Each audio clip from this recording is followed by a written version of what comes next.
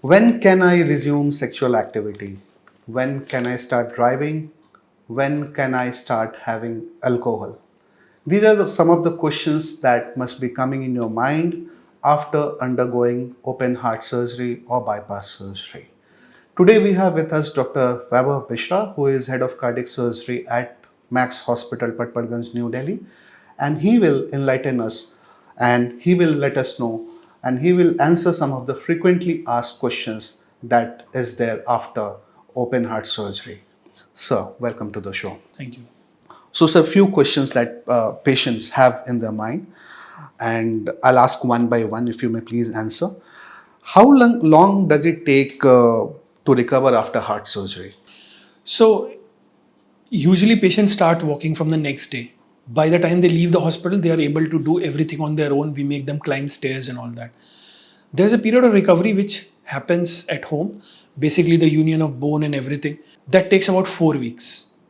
So, but essentially, when the patient is going home, they are fully mobile, ambulated, they can do everything on their own, but with restricted activities, which is for bone healing and all. So, after cardiac surgery, there is a period of 4 weeks where the bone is left, but in general 6 weeks is the time frame where he can do everything, like things like driving. Okay. 6 weeks. Office work is somewhere between 2 to 4 weeks depending on how strenuous it is. Okay. How do patients take care of the surgical wound, especially the chest, the surgical wound I'm talking about, the chest wound or the leg wound where the veins have been taken out from? So from the hospital, when you're discharged, dressings are applied, and those dressings which we have these days last for about 7 to 10 days. So we never advise them to open the dressings because they are done in a sterile environment in hospital, and these days the dressings don't have to be changed. Once they come, and these days the stitches which we put are absorbable stitches, so they need not be cut. So once the dressing is done, patients usually come back for follow-up after a week or 10 days, and then the dressings are opened. And after that, this pretty much wounds have healed well. 50% healing is completed. After that, based on their condition, whether they're diabetic or not, we may give a spray to apply daily. But essentially, after 10 days from surgery, no occlusive dressing is required. Patient doesn't have to do any dressing on their own. So we have devised a system where the patient doesn't have to do a dressing on their own. We use dressings which can be left for 7 to 10 days. And after that, no dressing is required? After that, no dressing is required. All right. And the stitches are absorbable, and these stitches do not require any cutting and all. So the wounds after that are left open. So once they're back home, how should they sleep? Position? Yeah. So it is recommended that the first 2 to 3 weeks they should lie flat, because the union of sternum may not in all cases, may get hampered if you are sleeping perfectly on the side. That's just an advisory. But usually 3 weeks to 4 weeks they're supposed to lie flat. But depending on their weight and everything, if it is a heavy patient, then it is advised not to turn. But if it is a moderately built patient, he can turn a little bit. So there's no hard and fast, but generally advised to lie flat for about 3 to 4 weeks. And the chest band that they are given, should they continue wearing it, or when should? So in these days, chest bands are not given. We don't give chest bands. Only when the sternum is very poor or patient has got some adverse conditions, we advise chest band. Okay. Generally, we don't use chest band in all the patients. We have modified the closure way by putting special wires, and we've got plastic bands and all. In the current closure method, we don't generally recommend the sternal binder. Exceptional circumstances, binder is given. That's maybe one patient out of 50. Food they should eat and avoid? Yeah, that's a good question. So basically, I advise all my patients not to have major dietary restrictions for 1 month after surgery, because we want them to have a good recovery. We want them to eat good nutritious food, and also food contributes to your mental well-being also. If you start on too many dietary restrictions soon after surgery, that may actually hamper your progress. So if you're diabetic, avoid sweets or something like that, but just take a normal diet for at least a month after surgery. Okay. After that, Based on what was your factor, hypercholesterolemia or diabetes, you can go on dietary restrictions. But immediately after surgery, we don't recommend very rigid dietary restrictions. Just normal diet. And when can patients return to work? For this, it is very individual. Some people, for light office works, it is 2 to 4 weeks. Office job, it is 2 to 4 weeks. Some people return in 2 weeks, some in 4 weeks. But generally, 4 weeks is the time frame. If it is a light office work, for strenuous work, it is 6 weeks. Walking and exercising, when they can It is start? recommended from next day. We make the patients walk in ICU from next day. But as soon as they go home, they have to make sure they are mobile. They keep walking, at least 5-10 minutes morning, 5-10 minutes evening and afternoon. Walking is the best exercise. It improves the blood circulation everywhere in the body. So we recommend at least half an hour of exercise post 1 month of surgery. Okay. Before 1 month, they can do 5-10 minutes of light exercise in the morning, afternoon, and we teach them some physiotherapy and mobilization exercises that can be done. But after a month or 6 weeks, one should have 30 to 40 minutes of walk every day and gradually increase the speed or kilometers. And from when they can start lifting heavy objects if they have to? After 6 weeks, but generally it should be restricted to weight of 10 kg or less. In general, unless you're accustomed to lifting heavy weights. Sexual activity, when they can resume? About 4 weeks, Driving, 6 weeks. air travel, so after how? So air travel also we advise about 3 to 4 weeks. But again, it depends on the type of surgery you've had. But essentially, if you've had surgery and it's been 2 weeks and your X-ray is normal, you can travel. How often should patient go for follow-ups? The follow-up will depend on when the surgery was. The first follow-up is usually a week, and then after that it's a month, and after that it's 3 months. But it's generally recommended that you see your doctor every 6 months and then every year. So general follow-up after surgery is 1 week, 1 month, 3 months, 6 months, 1 year, and then every year. Any warning signs which they should take seriously after surgery? So there are few things. Again, breathlessness, shortness of breath, palpitations or racing heartbeat, and chest pain. All this should warrant a review. And what medication they'll continue after heart bypass? There are few medications which have to be continued lifelong. One is a blood thinner, antiplatelet drugs, anti-cholesterol drugs.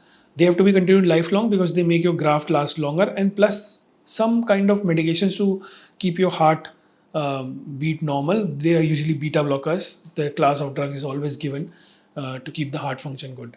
Can they start consuming alcohol? How much? This is something which we cannot recommend, being medical practitioners. But yes, limited alcohol consumption is okay, but it should be started again after 4 weeks. The blood thinners, how long they'll have to take for? Is it lifetime? The blood thinners are lifetime, but usually we give a combination of 2 blood thinners for 1 year. After 1 year, it can be reduced to 1 blood thinner, which is aspirin, and the simplest one. But that has to be continued for lifetime because we want your grafts, the new arteries which you put, to last for a long time. So for that, blood thinner is required. Some patients, they have swelling in the leg for a long time. So how can they control that? Swelling in the leg will happen after bypass surgery when leg veins have been harvested. Because the vein have been harvested, the venous return doesn't happen properly. In a period of time, over a period of time, what will happen is the small veins will enlarge and take the function of the big vein. This usually happens in about 6 weeks to 8 weeks, sometimes as early as 4 weeks. So the swelling happens in everyone, but may last for a varying period of time. In most patients, it will go away within 2 to 4 weeks. In some, it may last up to 3 months. The only thing you can do is wear stockings or tight bandage, crepe bandage during walking or daytime. Do patients may have erectile dysfunction after surgery? It is not related to surgery, but it may be related to certain blood pressure medications. So if you have some issue like that, you should consult your doctor and maybe optimize the dose of the blood pressure medications. But there are certain blood pressure medications which have a tendency to cause this. What precautions should one take in the first 3 months after surgery? There are no precautions per se, but any factor which has caused the surgery should be avoided. For example, if you're diabetic, keep your diabetes under control, take insulin, take all the medications which you've advised. do not smoke, limit alcohol consumption, regular exercise, high fiber, high a nutritious diet, low carb diet, don't eat too much oily food, but essentially take your medications on timely basis and do regular exercise. The only thing which you can prolong your life and the life of your grafts is regular exercise. If the blood flow in the grafts is good, which will happen because of regular exercise, the chances of developing blockage are less. So instead of, the emphasis should be on what we can do rather than what we can't do. And what we can do is do regular exercise, take medications on time, keep your diabetes, blood pressure under control, do not smoke, limit alcohol intake, take a healthy diet. So, life after heart surgery. What is the change that patients feel? There is no change. The change can be in the mindset.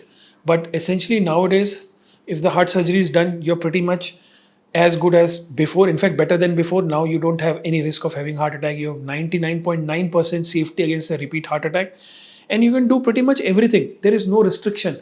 Can patients go back to the same schedule or same lifestyle what they were following? There are before so the- many people, celebrities, everything who have had bypass surgeries, we don't know them. You know, Manmohan Singh, our Prime Minister, he had bypass surgery in 1990. He then became finance minister, later became prime minister. He unfortunately passed away, but because of something else. So this is what can happen. You know, like if somebody can become a prime minister after having a bypass surgery and live for 35 years or 40 years, then sky is the limit.